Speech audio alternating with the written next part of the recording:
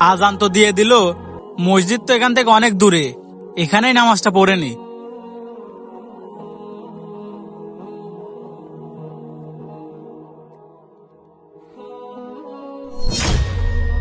আল্লাহু আকবার। এই দাঁড়া, ওই দে।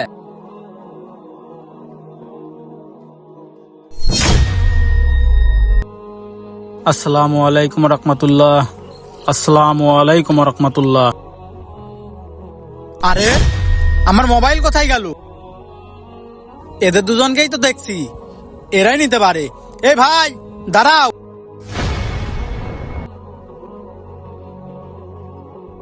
এ ভাই, কি সমস্যা? তোমরা আমার মোবাইল কেন চুরি করে নিয়ে আসছো? আরে আজব তো, আপনি এগুলো কি বলতেছেন?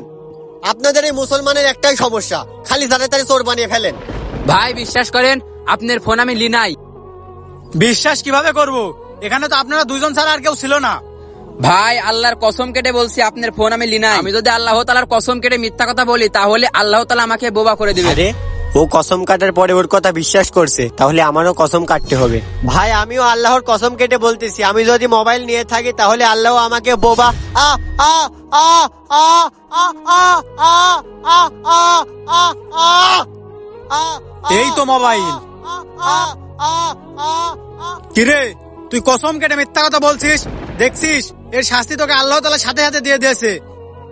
ইসলাম ধর্মকে অপমান করেছিস, এর শাস্তি তোকে সারা জীবন ভোগ করতে হবে। তো বন্ধুরা, আমাদের ভিডিওটি ভালো লাগলে চ্যানেলটি সাবস্ক্রাইব করতে ভুলবেন না।